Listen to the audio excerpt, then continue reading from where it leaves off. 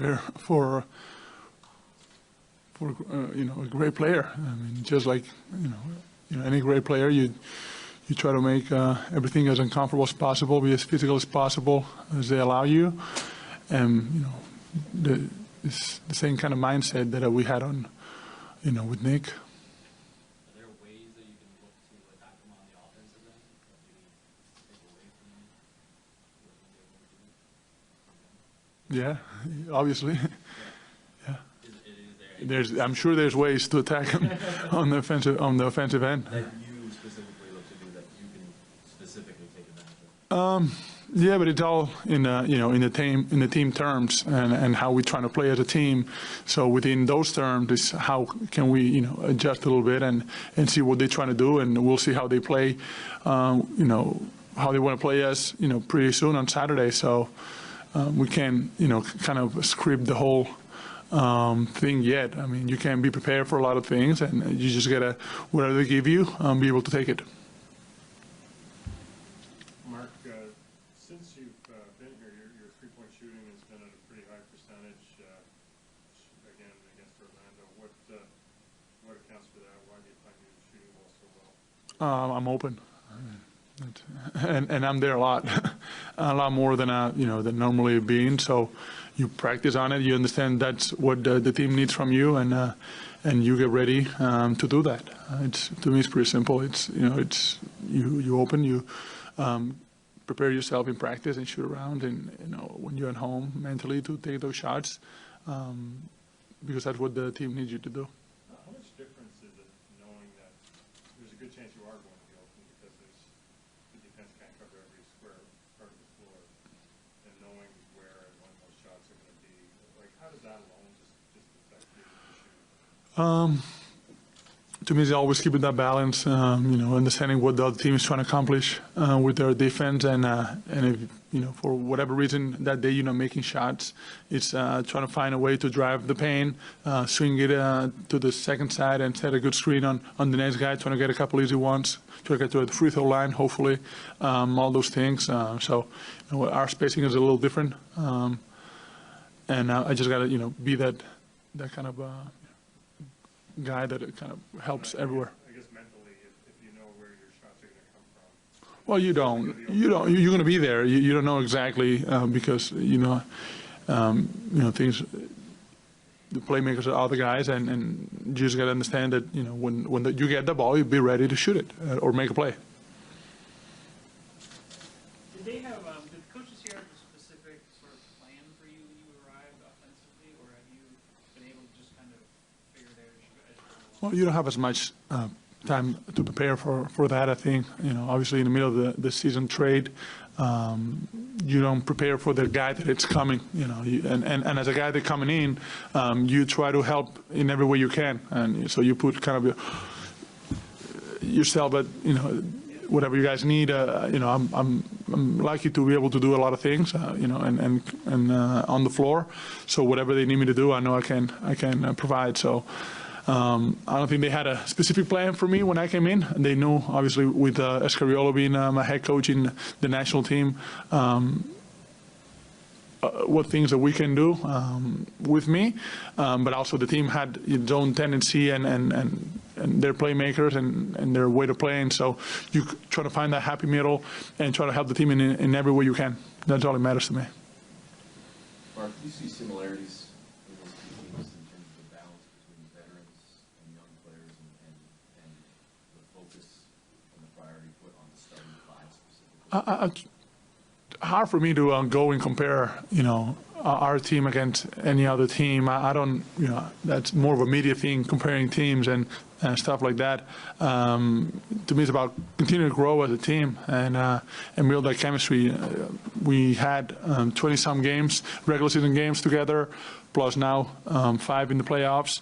And every game I learned something, with the guys, their body language, their, what they want, what they don't want, is, keeping that line of communication open always and be critical of yourself and trying to help, like I was saying before, in every way possible. And so continue to watch film, soak everything from the coaches and everything they tell you, and put everything in full disclosure.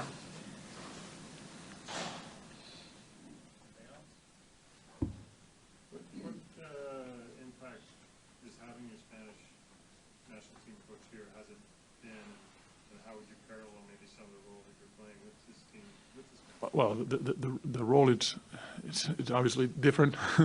Yeah. Sometimes not, but yeah. I'm like I said, I always say, like, I'm lucky that, growing up, that all my coaches like taught me everything they taught me, and allowed me to do. They put a lot of tools in that toolbox, and now that's what what I'm able to do, like adapting depending on the situation and what the team needs. I can adapt to that. Like, I know one thing, I'm not going to be a lob threat. I know that, but they couldn't put that on the toolbox. That was my parents more than my coaches. But all the other stuff that has to do with basketball, I'm pretty certain I can do. The Philadelphia 76ers. Have I solved them? Had 36 hours left. Yeah, Come on. solved them. Because we're trying to solve them. Let's put it that way. Obviously, there's a lot of prep going in, different team than we've seen, and digging back into some more regular season tape as well. Guess we won't know if we solve them, I guess, till the series is over, really. I mean, you go in with some ideas going into game one, but you get a much clearer picture, obviously, after the first game. Just the stat profile of their starters versus your starters, or not that they've ever played against each other, but they seem equally dominant and become really, really effective in a short period of time. That's my observation. Yeah, I mean, there's a lot of really good players, right? There's their team and their starters in particular, right? There's I think if you looked at all 5 of those positions, there's a lot of teams in the league that would take any one of those guys, right? They're legit, players. Got couple experienced guys there. Got some, obviously, a couple of the youngish superstars of the league coming. Yeah, and they got a lot. They got an inside game. They got a big point guard. They got shooting. They got a sharp shooter, somebody that really can draw a lot of attention. So there's a lot there to try and solve. How much can you take away from the regular season meetings, given how long it's been since you've seen them, and you haven't seen them with Harris, haven't seen them with Mark? Yeah, I mean, there's stuff. There's plenty of stuff. I wouldn't sit here and say there's a great comparison there, but there's a lot of stuff because you saw some matchups, right? You saw what it looks like, what Embiid looks like against Mark, or against a big, and against Serge, and we kind of got the same thing going there. We've seen, obviously seen Redick and Simmons, and who we've guarded with who, and that's kind of what we're studying right now, is how our matchups look, and you got to go back and review all that stuff to see what looks good and what doesn't look so good, or maybe could be improved. So yeah, there's some stuff there for sure. The other night you said you may put a few new wrinkles in with the way you guard people. How much change can you make at this time of year? Well, sometimes, Doug, you have to make some changes, right? Just because you see an action or a combination of players that you're just not used to seeing. Like, if you go back to the last series, we did a lot of things against, let's say, Terrence Ross, for example, that we haven't done a lot during the year, because you don't see, a kind of a specialist like that gets so many plays for him, a guy that was so hot, a guy that's flying around 100 miles an hour, and you got to cover it. And usually, Doug, most of these things take a coverage and a contingency coverage and another one, and there's usually A, B, C, D, all for the same action or whatever that you haven't seen as much. So, and Philly does they do some unique things. So we were out there today working on some things, and I guess we'll find out Saturday which ones we're going to be going with. So the Orlando series didn't require a ton of switching and cross-matching, given the way your game plan. Do you expect there to be more of that with those Sixers? Well, there's some segments of the team that probably enable you to do it, right, with like-sized guys, and then there's some segments where you want to stay completely away from it, right, because obviously they've got I don't know, they got maybe an NBA record with the size of both their centers, right? Divided by 2, might be a record. So they've got a size there that you got to be careful of, and then also, they've got some strength. Simmons in the block is tough to handle. Harris can post, Butler can post. Those guys are big, so probably. You mentioned it. You got to be a little bit careful, but there is a Simmons, Butler, Harris kind of like size thing that you could switch if you wanted to. With Orlando, you said you wanted to speed the game up a little bit to get the turnovers and the transition.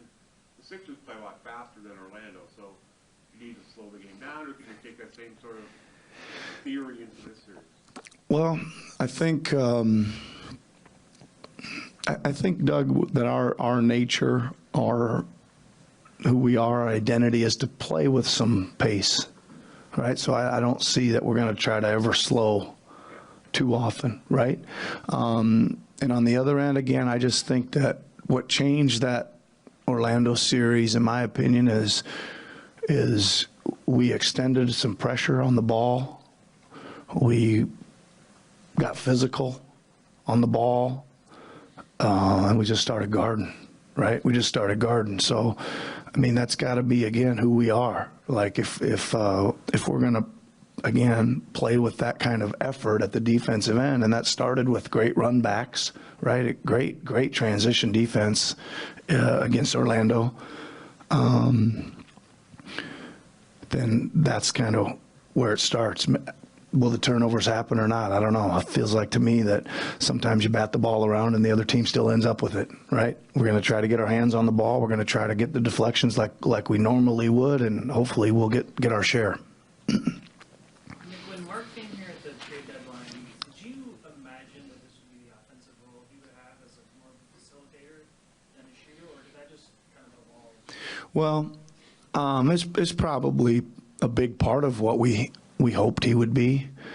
He's if you ever watch him play for Spain and the national team, he's a great facilitator there. He pops up high and his brother goes low and he fires it in there to him. With Memphis, he was always playing all those 2-man games with Conley, just constantly handling the ball back and forth, flipping it back, throwing it back door, finding other people. So again, I think he's got a lot of assets, but that's right up there. To have a big man that can shoot the ball and pass it to any of the 4 players at any time is a really big asset. Thanks, everyone. Yeah, go ahead, Michael. Speaking of Marc, do you have confidence, or are you willing to find out if you can handle Embiid one-on-one, and if you can defensively, and what would it mean if you said? At this point, I have confidence, right? He's a very, physical, smart defender. I would imagine they're going to test him. I would imagine we're going to test it out as well. But again, it's like with anything. These guys are so good, Michael, that you thinking that one guy can stop one guy or one coverage can stop one guy in a series, it's just probably not the case. It's going to be again, I think it's at least a 2-man job, him and Serge, and then it becomes a team job as well.